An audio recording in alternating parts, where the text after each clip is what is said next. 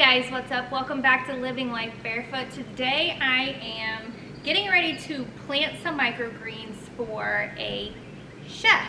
And so I thought it would be a perfect time to talk to you about how chefs are actually the perfect customer to target.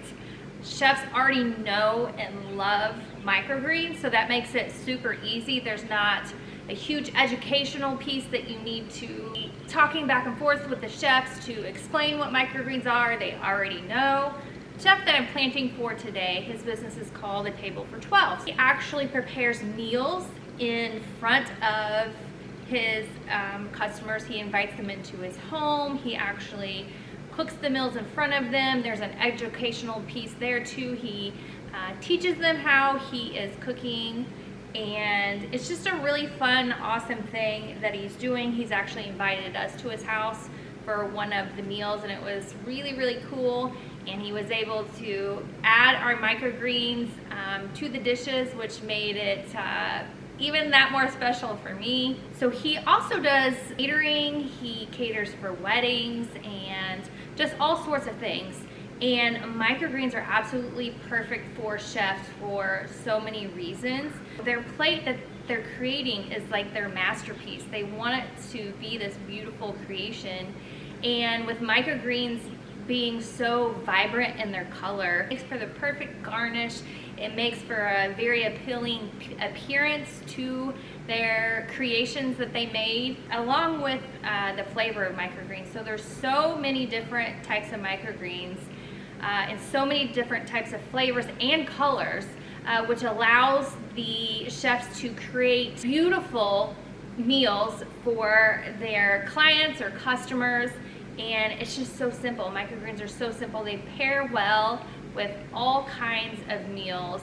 And so even if you had a chef at a restaurant that maybe does farm to table, you know, this microgreens would be perfect for them too. Chefs love working with local farmers. You know, they want their stuff fresh. They want it like harvested and brought to them immediately. It gives good flavor and taste to their meals, as well as, like I said, the appearance. So working with restaurants obviously is kind of the same thing. You really, when you're contacting the restaurants, you'll be dealing with the chefs personally. The chefs will ultimately be making the decision if they would love to use your microgreens on their menus or in their dishes. Being able to supply them with a nice sample when you go to talk to them, something they can play around with and you know, see what works for them. You could also ask the chefs maybe if there's something, you know, crazy and wild, some crazy wild microgreen with, you know, vibrant colors, maybe a different taste that they might be looking for. You know, you can always ask them if there's anything they would like you to grow for them. Chefs and restaurants often like the herbs as well, so cilantro and basil would be a good option. Also, when you're dealing with more of the farm to table restaurants or the higher end restaurants or the chefs that present these beautiful, healthy meals, you know, the nutritional value in microgreens is very appealing to them as well. I'm actually growing micro broccoli and arugula in these trays for my chef, and about 3 days ago I started some microgreen beets for him as well. So all of these are going to go to a small catering event that he's going to be holding. You know, when you can get that personal relationship and talk one-on-one with the chef, kind of see what they are interested in, what they like. And when you think about microgreens, like, they are just absolutely beautiful. Their color is just beautiful, and they could just enhance the visual appearance of the dishes for the chefs. When you're thinking about what customer base that you want to approach in your microgreens business, you know, dealing with chefs, like I said, is super easy because they already know and love them. They love the visual appearance of them. They're always seeking to elevate their dishes and meals. When you are working with restaurants, you know, the chefs are super busy, restaurants are super busy, so just go ahead and give them a call, set up an appointment when maybe you can drop off some samples just leave them there with them and answer any questions that they might have at the time. Otherwise, I would just drop off the samples, let them play around with it, and you know, if you haven't heard back from them, go ahead and then reach out maybe a week or two later and kind of see what they thought, and then go from there. Get those connections made, start those relationships right with the chefs.